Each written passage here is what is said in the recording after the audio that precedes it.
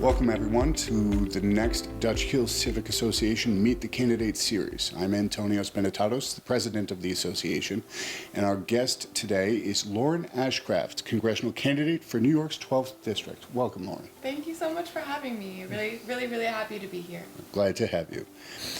So we'll start off, there are a number of candidates who are running for this position. What do you think makes you qualified to be our representative in the 12th District? I'm running because I have a vision that every single person has full and equal representation in this district and also across the country. And right now, we're seeing such an inequality in our district in particular, and I've seen so many people go completely ignored. So it is the home, the 12th District is the home of Billionaire Row. And it's also the home of so many people, thousands of people that sleep on the street every single night. And it is these people that have gone ignored that I want to fight for. And my family is an example of what it means to go ignored by representatives. So on one side of my family, my grandfather was a coal miner, and he was killed by corporate greed in the Farmington mine disaster. And my grandmother was then left to feed the family with small social security checks from his very short work history. And she was also an immigrant herself from Japan, so she faced a lot of xenophobia and racism as part of her immigration journey. And we have not solved that today. When I look at how we're treating immigrants, it's no better than how my family was treated. We're putting people in cages and separating families at the border. And I am for abolishing ICE and making sure that we treat all people seeking asylum and immigrants as the Americans that they are, and with dignity. And on the other side of my family, my grandfather unfortunately fell while he was working, and unfortunately became a quadriplegic at that point. So I grew up just very aware of the struggles that people with disabilities face in our society. And we weren't able to hire a caretaker because whenever you can't work and you're surviving on disability, you unfortunately make sometimes as low as $700 a month, and that's what you have to provide for your family with. And so we saw the monetary struggles and having to redo the home to make it accessible, while outside of your home, businesses and your workplace and subway systems are not accessible to people like my grandfather. In addition to your own personal familial experience, what professional experience or work history do you think would be of value in applying for this position? Yeah, so my background is in both community organizing and also I worked in the financial sector. So I think both of these are strengths of mine. I see how my campaign is gaining momentum. We started with 3 volunteers and now we have 275. And I think that does tie in with my background in helping to plan the Women's March and really being active out there in the streets and, planning huge things and getting people involved and behind our cause. So I've seen our campaign really be able to build itself, and also it shows that I do have organizing experience and can get things to come together behind the cause that we're fighting for. And also professionally, I have worked in the financial sector, which is, as a note, where I became the radicalized democratic socialist that I am. So I saw firsthand how the tax cuts and corporate handouts don't go to the average working people that pay their bills by working in that sector. For example, whenever Trump's tax cuts took place and we threw all this money at these huge corporations, especially in the financial sector, most of that money ended up being bonuses and raises and stock buybacks for the CEOs and senior executives. And relocations outside of the city, outside of the district, have increased. Layoffs have increased. And about 15% of the district works in the financial sector. And these are the people that are trying to feed their families and pay their bills by working in the financial sector. So I feel that having that experience and also seeing how the deregulation is all of our burden, and knowing that, for example, if we were able to reinstate the Glass-Steagall Act, we could help to prevent an upcoming economic crisis that I believe we're headed towards. And my opponent, Carolyn Maloney, helped to get rid of the Glass-Steagall Act. Fair enough. Well, you beat me to it, but let's jump into the issues. The United States Post Office has a history in this district of not accurately and consistently delivering the mail. There's a very large percentage of residents, many of them senior citizens, who are completely dependent upon this service. If you were elected to Congress, what steps would you take to address the problems that we've been having with the Postal Service? Yes. So this has actually affected me personally, and I've actually had to report multiple packages that I just never received that were, for example, from my grandmother, sending something that was very important to my family. So it's a very personal issue to me, and whenever I called for making a report, they claimed they were investigating it, but I never heard anything back. So I think strengthening investigations into what's happening with these packages is a really important step in making sure that all of the complaints are being taken seriously and that patterns are being analyzed. Because if it's a habitual thing that's affecting this community in this way, then there's something that we haven't been able to solve by the steps that are being taken. So making sure that that investigation is being taken very seriously and that there are steps in place to resolve that issue once it's found out. Okay. Well, that being said, one of our neighboring representatives from New York 14 has recently called for the United States Postal Service and the Federal Reserve to expand the post office's services. They already issue treasury checks and they issue money orders. Would you, as our elected representative, support expanding the post office's services, like by offering financial services, including ATMs, paycheck cashing, bill payment, and electronic money transfers, like the New York 14 representative is advocating for? Yes, 100%. And I'm thinking about how we do need to move away from placing all of our financial responsibility in corporations like the ones that are relocating people out of our district. I do think that we should be moving in a direction that banking is more accessible for everyone. And I do support this proposal, yes. Okay. One of, if not the primary issues in our area is housing, specifically the affordability of housing.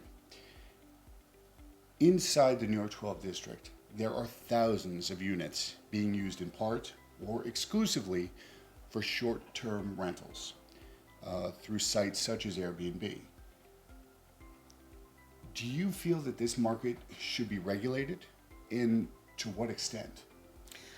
So we actually have more vacant units in New York's 12th congressional district than there are people without homes in all of New York City. So this is a really huge problem that we can and should address.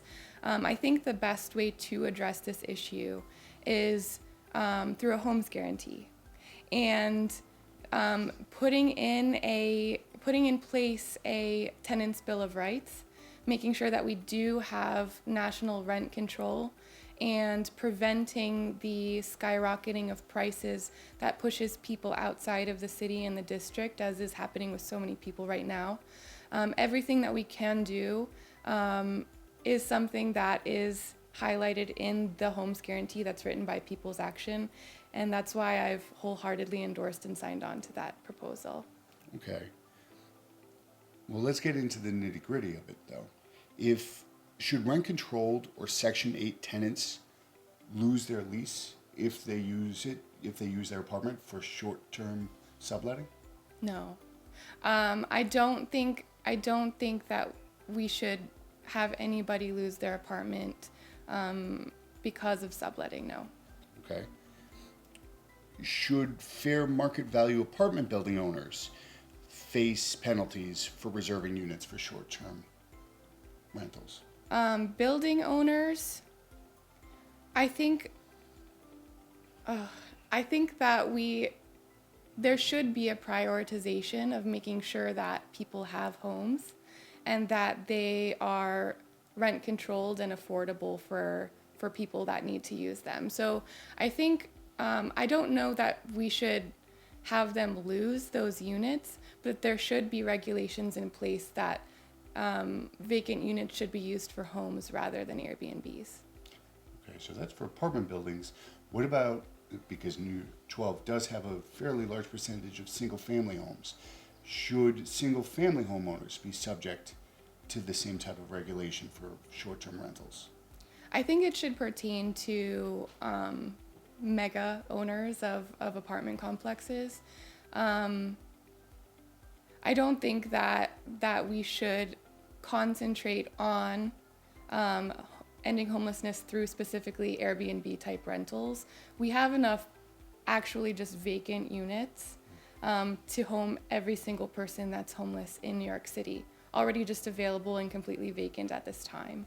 So I think the regulations that we can put in place through the homes guarantee and making sure that, for example, what happened to me just a few years ago, that from one year to another, my rent went up $300 a month. That kind of thing we should prevent from happening to every single person by putting in place something like national rent control. Okay. Okay. For full financial transparency, I'm going to ask you about the sources of funding in your campaign. Let's go review them one by one. Is your campaign funded solely by small dollar donations from individuals? It's funded by individuals, no corporate PAC money, no PAC money at all. There are some, you can see the breakdown, it's itemized. Some people are above $200, so they're reported, but the majority is small dollar. Okay. Has your campaign received any funding from the Democratic Party at the local, district, state, or national level? No. All of my funding is from people. Okay.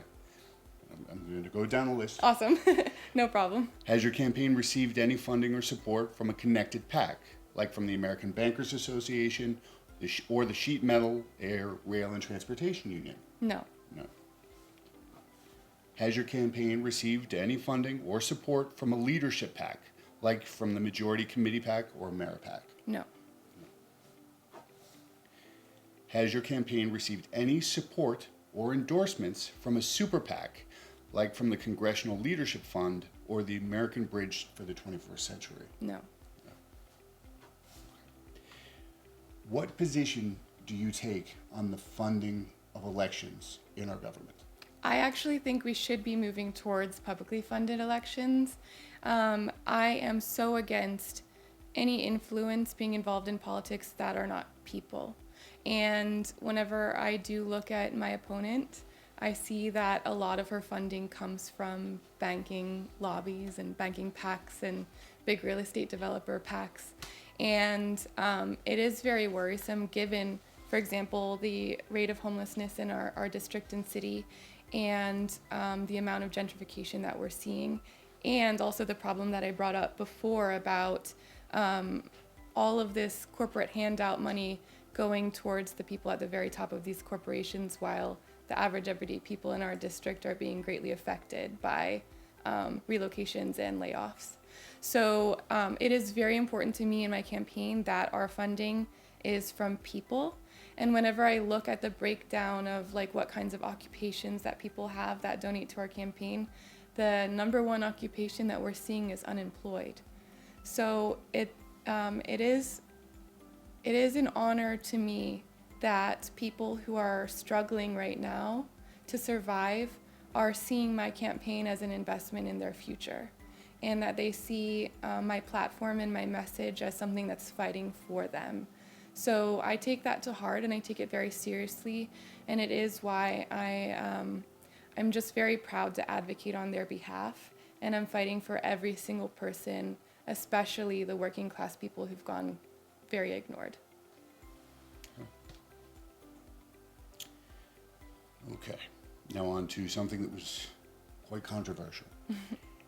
Amazon, fairly recently, withdrew their proposal to move part of their headquarters to the Long Island City Dutch Kills section of New York 12.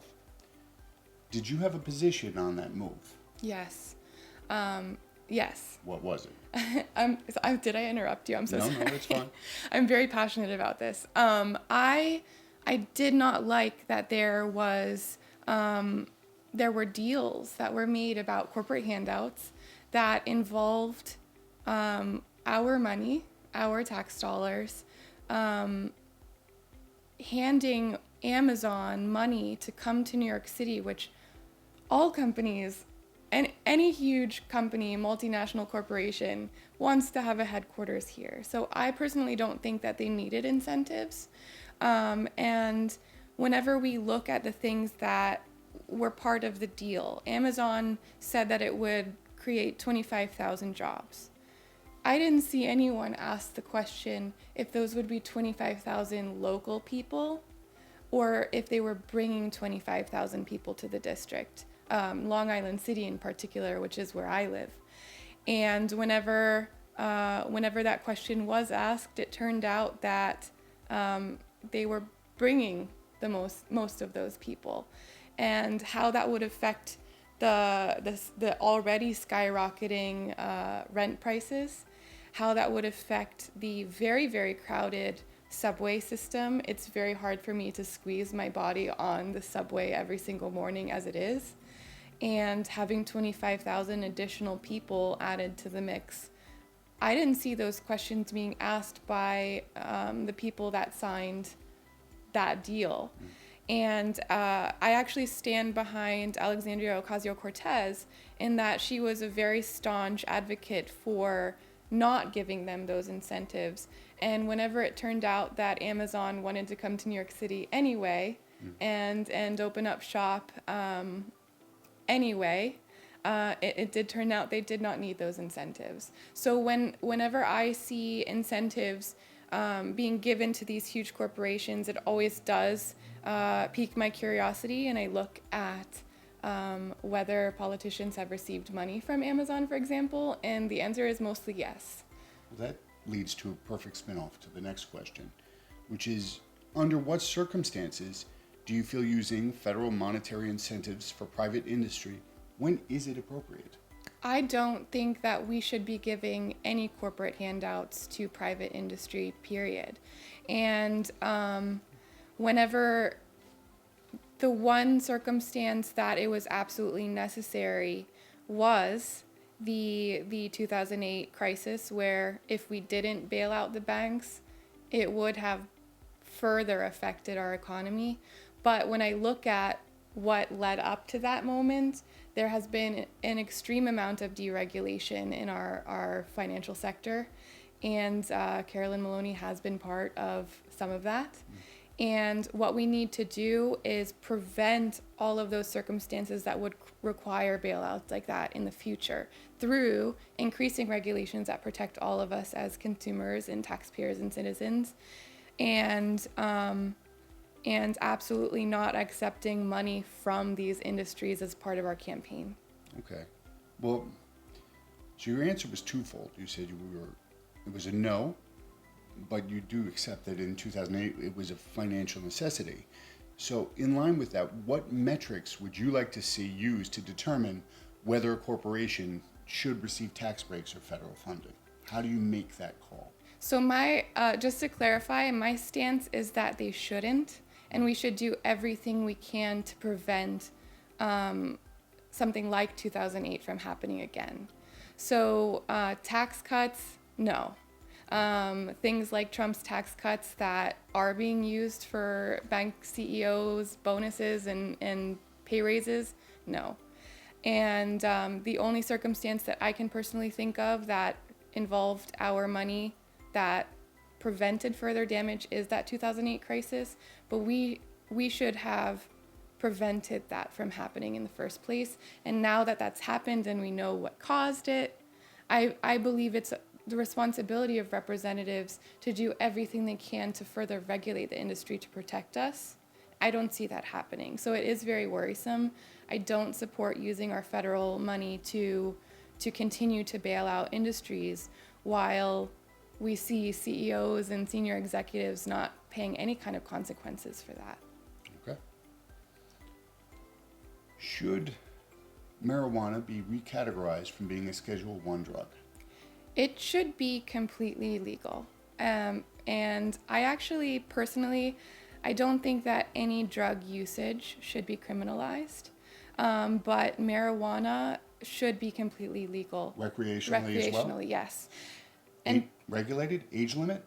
yeah, just the same thing as like alcohol. I think we can look at how alcohol is regulated, and there should be age limits to prevent like children from using it, for example. But when we look at the war on drugs, it has been focused and mostly impacts communities of color much more strongly than it affects white people. And the war on drugs is something that we can stop. So whenever I look at legalizing marijuana, what we need to do is legalize it federally and recreationally across the board. We have to release everyone who is in jail or prison for anything to do with marijuana, sales, usage, anything. And what we need to do is first, from the sales, from the tax revenue, is first and foremost use that revenue to help the people and communities of color who've been affected more than anyone else from the war on drugs, and make sure that we are helping them to get jobs, helping them to pay rent, and basically as an apology for mass incarceration and targeting communities of color with this war on drugs. And their records need to be expunged. Fair enough. Well, I think I know the answer to the next one then. I'm assuming you feel that the federal war on drugs has not been effective. Yes, you're very correct. It's whenever I look at, again, who it's targeting communities of color. We have, in my opinion, an obsession with putting people in cages in this country. And addiction should be treated, if somebody is addicted to a substance, it shouldn't be treated as a crime. We should offer rehabilitation and help to help people to no longer be addicted to that substance. Now, you touched on it before, but what changes would you make to the overall federal drug policy if you were given carte blanche to change it? No drug usage would be criminalized, no matter what drug it is. Addiction should be looked at as something that we should be offering help for and not criminalized, and prisons should not be considered rehabs. That's not where people go to go through rehab. Okay. Stop and frisk and broken windows policing are another polarizing issue in our community. The evidence points to these programs disproportionately targeting lower income minorities. However, many claim that their use undercuts the ability to eliminate their use undercuts the NYPD's ability to effectively police and ensure the safety of our communities. What measures would you advocate to ensure community safety while protecting the civil rights and liberties of our most vulnerable citizens? So stop and frisk is so wrong in so many levels. And again, we criminalize in our society, in this city as well, being black and brown, if I'm being completely blunt. And when we're looking at, for example, people having loaded weapons pointed at them and people being arrested for not having $2.75 to ride our subway. It's one very visual example of how we just address criminal justice reform in the exact opposite way than we should.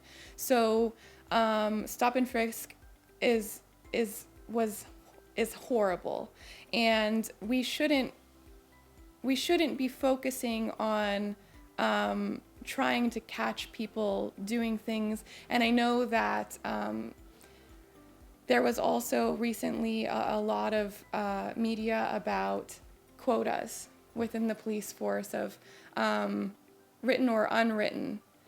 This idea that a certain number of arrests need to take place in order to do your job properly. And we need to just look at our entire criminal justice system and reevaluate how we're treating people. And instead of it having what I see as an obsession with catching people and locking them up and punishing them, our criminal justice system should be focused on helping people. And instead of handcuffing people, maybe there should be more social workers involved. Instead of locking people up for using drugs, there should be actual free rehabilitation involved. So just a comprehensive criminal justice reform is what we should be focusing on. And also understanding that communities of color have been targeted, and that we need to really look at that and look at the number of innocent Black people who've been murdered, and make sure that training and an understanding of why people are getting involved in the police force in the first place, and making sure that it's diverse and that we have an understanding of focusing on helping people rather than punishing them. Fair enough. One of the fastest ways that a congressperson can help their district is through constituent services, be it outreach or partnering with nonprofits. Constituent services gives a local person an opportunity to reach out and say, I need help with this issue, and for the office to reach back. What would you do to ensure that your constituents know these services are available to you? And would you expand upon the current system where you have to contact the office through mail or in person to have an issue addressed? If you are going to expand it, with what methods would you expand it? Yeah, so constituent services, it's something that my campaign is already pretty proud to be implementing in the way that we can at this point without me being a representative yet. So we are really available to people. And I think that any way that somebody reaches out to their representative's office, whether it's via social media or text, phone, in person, however you feel that you want to reach out, however it's accessible to you, is totally appropriate and should be treated very seriously. And whenever I think of what my campaign has been really proud to do, we've spent a lot of time in NYCHA communities, and in NYCHA communities especially, we consider ourselves on listening tours. It's not canvassing, it's listening tours and asking about the issues that people are facing and listening, taking notes, and making sure that we are advocating in the best way possible as an entire team. And whenever I think about what's really a priority for my campaign, it's making sure that people who've gone unheard are heard. And as you know, accessibility is a huge part of my platform and one of my passions. And as I was standing in Queensbridge houses, I saw with my own eyes that somebody with a walker was dragging themselves up the stairs because the elevator wasn't working. And that made me so angry. And I spoke with this person. They've been trying to move to a more accessible place for a very long time, and their application just wasn't going through. So one of the things that we've done is three-way calls with people that we see need help, three-way calls with them and with NYCHA, making sure that their applications are going through and being submitted and being heard, and also connecting them with people to make sure that they know the status of their application at all times as well. So we are already very active in advocating for constituents and listening and responding. And there should not be just one or two ways that somebody can reach out if they need help. Any way that they contact us, we will be all ears and ready to help them in the best way that we can. Okay. Onto the environment. The Ravenswood Generating Station is in New York 12, and it's in the Dutch Kills neighborhood. It has been one of the top polluters in New York State. Its emissions directly affect the health of hundreds of thousands of neighboring residents. It also provides power and heat to over 20% of all of New York City. How do you propose we address the damage caused by these emissions and work to prevent future health conditions from developing, while also ensuring that our city's energy needs are met? Yes, this is one of the most urgent problems that we're facing. We're facing, as you mentioned, health crisis, and also contributing to a very shrinking window of time that we have to address our climate crisis that can affect the future of life on this planet as we know it. So making sure that we are pushing for and advocating for a Green New Deal is one of my top priorities.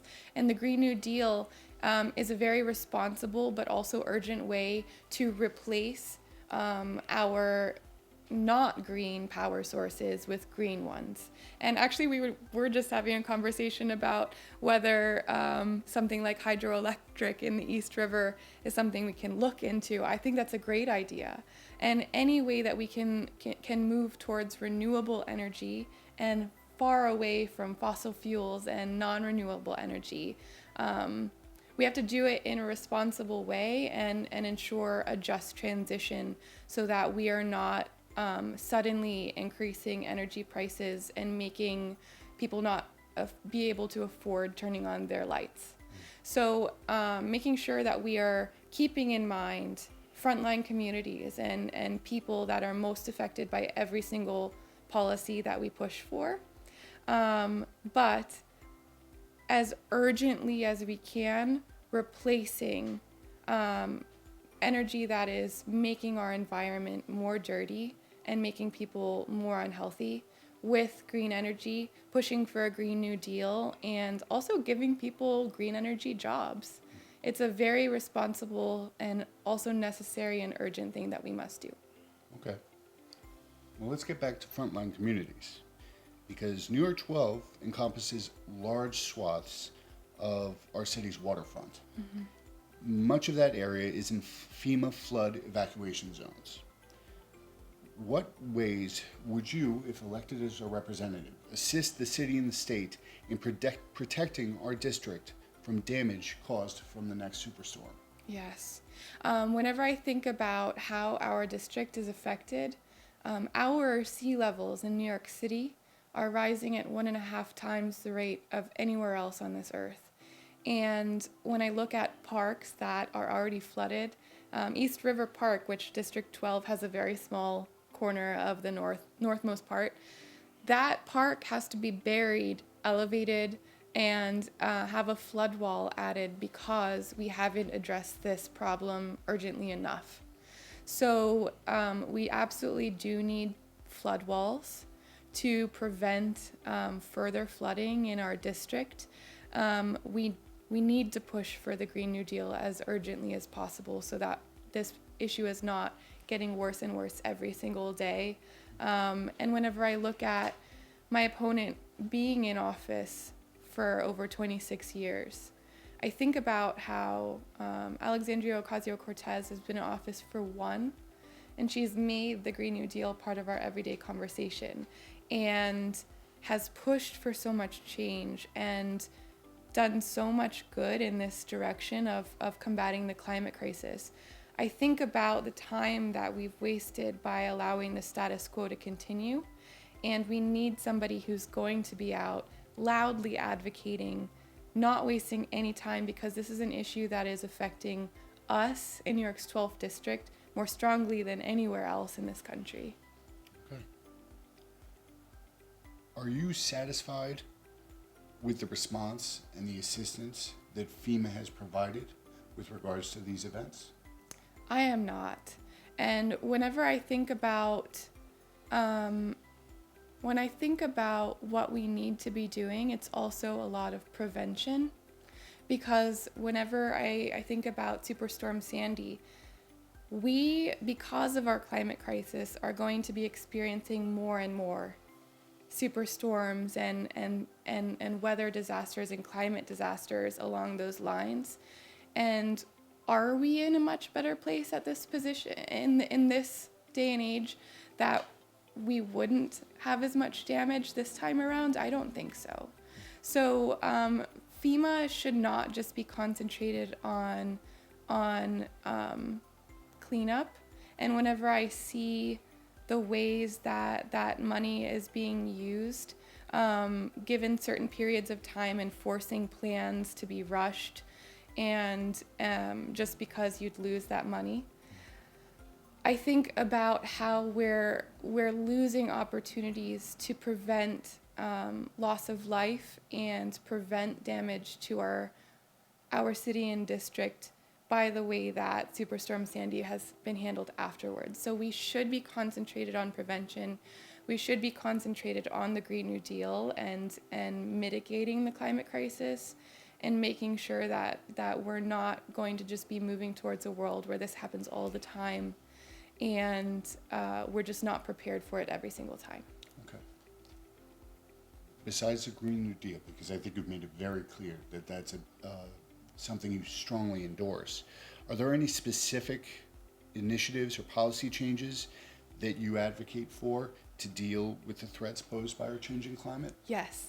So one of the things that I'm pushing for is actually nationalizing our public transit. I look at the criminalization of poverty. When somebody can't afford a subway swipe, they get weapons pointed at them. And I also look at the fact that we need to be incentivizing the use of the greenest method of transportation possible. So would people use the subway instead of cars if it were free? Yes, but we also need to make sure that it's upgraded so that people get where they need to go. And it also needs to be accessible so that the 53,000 people that identify as having disabilities in our district can actually use the subway instead of having to rely on specialized and expensive forms of transportation. So that's one of the ideas. We should be banning single-use plastics. And also, while we don't have a huge farming industry inside of this district, the fact that we are subsidizing factory farms nationally is something that we need to stop doing. We should instead be subsidizing regenerative farming practices and making sure that farming is as sustainable as possible and not creating land that can't be used in the future without a lot of intervention. And finally, to this day, right now, we're subsidizing the fossil fuel industry with our tax dollars. And if we rip those subsidies away from the fossil fuel industry immediately, we would see our energy prices skyrocket. So just as I mentioned before, everything that we do needs to be done in a way that is a just transition. So we need to be removing those subsidies and also instead increasing our renewable resources and energy available so that we're doing it in a way that isn't pulling out the rug from our economy. But eventually the goal is that we no longer subsidize the fossil fuel industry at all. Without our subsidies and with cheaper renewable green energy available to every single one of us, the fossil fuel industry wouldn't have a reason to exist. And also personally, I mean, my grandfather was killed by corporate greed in a coal mine, so I grew up just very aware of how the fossil fuel industry uses people and literally kills people. Okay, on to everyone's favorite topic, taxes. The federal tax rate for all corporations is 21%. The federal tax rate for individuals making $55,000 is 22%. The federal tax rate for individuals making $160,000 is 24%. And the federal tax rate on money made by trading stocks is 15%. Is the tax structure that we currently have effective and appropriate? No. What changes would you, if given the opportunity, make to it? This is a great question, and I think about my family who's been very affected by this very issue. I mentioned before that my family relied off of Social Security checks to survive. And if we look at Social Security, which is currently being cut, and one of the issues that I hear most frequently is people relying on Social Security. They're seeing that decline in the amount of money that they're receiving, and that hurts people. When I look at how it's funded, if you make over $133,000, then any money above that amount that you make in a salary is not taxed for Social Security. So people who make under $133,000 per year are paying a tax on that entire income. So if you look at that, working class people are carrying the burdens of our society while the billionaires are dropping pennies in a bucket. And our entire taxation system is set up in a way that is the case. Working class people are carrying our burdens, paying the taxes, while corporations, I think Netflix and Amazon got away with paying $0 in federal taxes, and I certainly pay my fair share. And when we look at Donald Trump, who's bragged about not paying taxes for a very long time, we have such a backwards way of paying for programs that keep people alive. And whenever we look at what our budgets are and say, oh, we can't afford single-payer Medicare for all, which we absolutely can, well, then why isn't the question, why don't we increase taxes on the wealthiest in the corporations so that we can? We can't afford it right now without even doing that, though. It's just a matter of priorities. But our taxation system is set up so that working class people are carrying the burdens. We should be uplifting people and allowing people to invest in themselves and their futures, and invest in their retirements and in their families, and not be giving the handouts to corporations and the 1%. The current political climate has consistently seen proposed budget cuts to Social Security, Medicare, and Medicaid. At the same time, there has been a witnessed desire to expand them. Do you feel these programs are effective? And what changes, if any, would you pursue regarding them if you were elected to office? So just as I mentioned before, Social Security is underfunded because of the backwards way that we do fund it, placing the burden on working class people and not asking for the fair share from very wealthy individuals. So you would extend above the 130? Yes, no cap at all. No cap. Yeah, Okay. just completely gone. And also making sure that, for example, I mentioned my grandfather who relied on Social Security disability. Those payments are not enough to survive and feed a family and pay rent. And if you're relying on that to survive, you're living in abject poverty. So we have to make sure that these programs that people are relying on allow people to live in dignity and to not be struggling. And I literally know people living on Social Security disability who set up GoFundMes.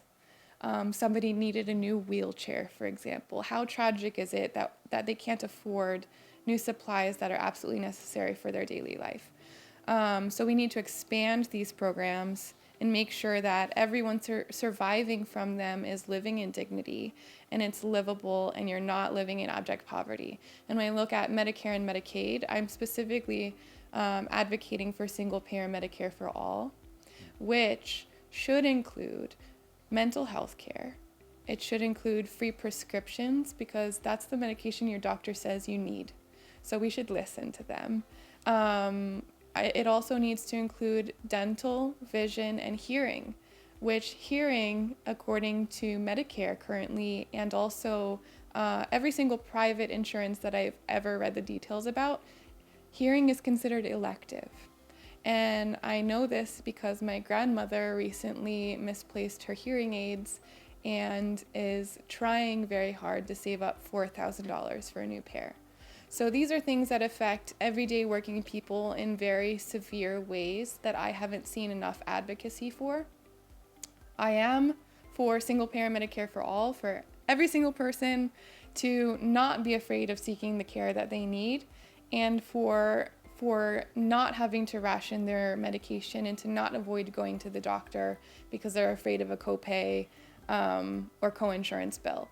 And I am for increasing Social Security and Social Security disability and removing the income contribution cap. All right.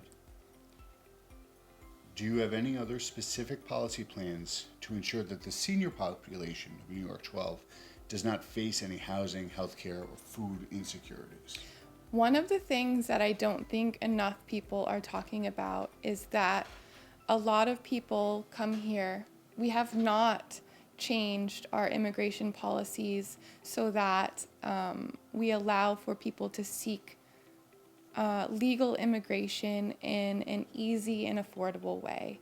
So there are a lot of people who have been undocumented or currently are still undocumented, and they're aging. And when I see somebody that is 80 years old and they're digging through trash cans, trying to find recyclables that they can take and get 5 cents a bottle for example, it should be alarming and heartbreaking for every single person that sees that. And that is how we are treating senior citizens in our district. And we need to address that. We need to address immigration policy, and honestly, I'm for decriminalization of crossing our borders. I do not think that any human is illegal, and we shouldn't make people afraid to seek a life here and to allow people to live in a way that they're struggling to survive after living here for 40, 50, 60 years and paying into our system and working very hard at a point in their life where they should be winding down and enjoying daily life. It's very upsetting. We need to address our immigration policies to welcome people, and we do need to expand Social Security, as I mentioned. Not let it be. We should not allow politicians like Donald Trump or anyone else who comes after him to even think about decreasing Social Security. The only thing we should do is expand it. Okay. So here's a fun one. You get into office, and for whatever reason, they decide to give you the right. You can enact any 3 specific policy or legal changes at the federal level the moment you enter office. You go in, it happens. What would they be? Campaign finance reform is number 1 because so many different issues tie to the lack thereof. So my campaign is we're pushing for public financing of federal elections. So if I had the power to do that right away, that would be what I do. We also had the idea as a compromise that on your federal tax returns, you could check a box and receive a credit that you could use for federal elections that you can donate to. And you can donate to any federal election that you see fit. But on the recipient end, as a candidate, you need to reject corporate and super PAC money and support. And for me, I already do that. I can take all of the tax credits that would help a grassroots candidate like me very much, and would also just looking at the fact that right now we have, I think, 1,400 individual donors to our campaign. If each of them had an extra $100 or $500 from a tax credit, that would make a huge difference to me and to our campaign. And on the other hand, if you refuse to reject corporate PAC money, like my opponent, then you would have to return that money. So if you accept money online through something like ActBlue, you'd have to add a question and make sure that it's not part of somebody's tax return, and you wouldn't be able to complete the contribution if it is. And then if somebody sends you a check or cash, then you would have to have someone from your team reach out to that person and ask if it's part of their tax credit. And if it is, you have to basically say, sorry, we choose to accept corporate money over yours. So here it is. So all three of your No, policies- sorry, that's just one. That's just the one. Okay. So the first is to address those issues with campaign finance. Yes, number one. Number one. And what would number two and number three be? Yeah, so number two, I know you can tell my passion about the Green New Deal, but really pushing for this urgent action to address our climate disaster that is really going to affect life on Earth as we know it. And that's number two, is prioritizing policies that are going to be pushing for renewable energy to replace our reliance on the fossil fuel industry. And number three? Number three is just expand. So I am also expanding the Americans with Disabilities Act. It's a huge priority of mine because right now there are 53,000 people in the district that identify as having disabilities that go unheard every single day. And I don't see enough advocacy around this issue. We just released a video of me just trying to get to Greenpoint without using stairs. It's almost impossible. So I really urge everyone to watch it because you'll see a very mild example of what people that have physical disabilities experience on an everyday basis. And whenever I look at the Americans with Disabilities Act, it's 29 years old, which is almost as old as me, and it does the bare minimum. It was really necessary, but we've allowed a system that somebody who can't access something, a business, a park, in order to make a change, you have to actually take that entity to court. And if we're placing that burden on the people with disabilities, we're saying to them, you have to take the time to find an attorney to represent you and show up in court. Right now in New York City, given the lack of accessibility with our public transit system, that's asking a lot from people. We shouldn't be asking that at all. So the enforcement of the Americans with Disabilities Act to make sure that businesses and public places are accessible to every single person, that should be the burden of the federal government, not on people with disabilities. Okay. So now out of those three, campaign finance, Green New Deal, and the expansion and the strengthening of the American with Disabilities Act, which is the most important to you? Honestly, because so much ties to this big money in politics and how it's influenced our government and allowed the status quo to hurt and kill so many people, campaign finance reform is my number one. And it ties to why we haven't strengthened the Americans with Disabilities Act and why we still rely on the fossil fuel industry. So it really is at the center of a lot of these issues, not every single issue, but of some of our most urgent issues. And the fact that we're allowing lobby and PAC money to flow into campaign bank accounts and influence politicians that are willing to accept it is harming so many people every single day. Okay. And preventing progress. Fair enough. So now the last one, I'm going to open the floor and give it to you.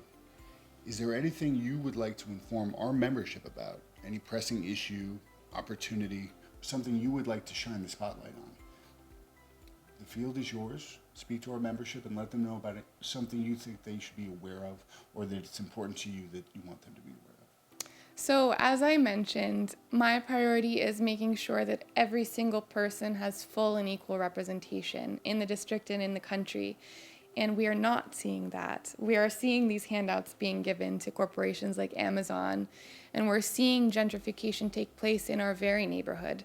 And with politicians and representatives that do accept large amounts of corporate PAC money, we're just not going to see the change that we need, which is why it's so important that we do really put a true representative into office who is there for the people and not for profit, who's rejecting that influence and instead just spending her time listening to people and advocating for them and fighting for them. We can't allow another 26 years of the status quo.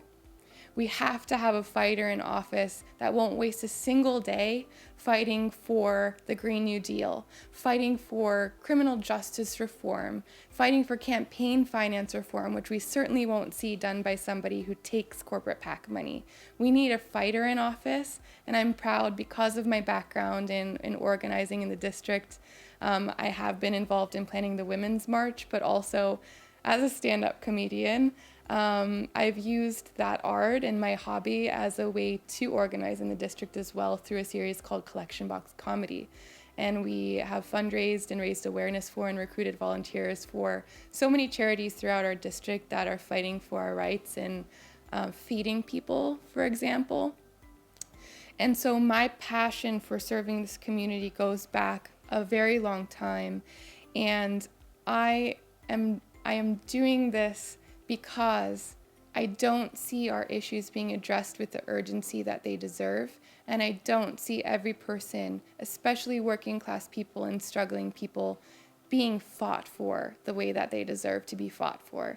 So I am running for Congress in New York's 12th district, and I would be truly honored to have your support and also to partner with you to fight for the people together. Thank you. Lauren, thank you very much for joining us. Thank you.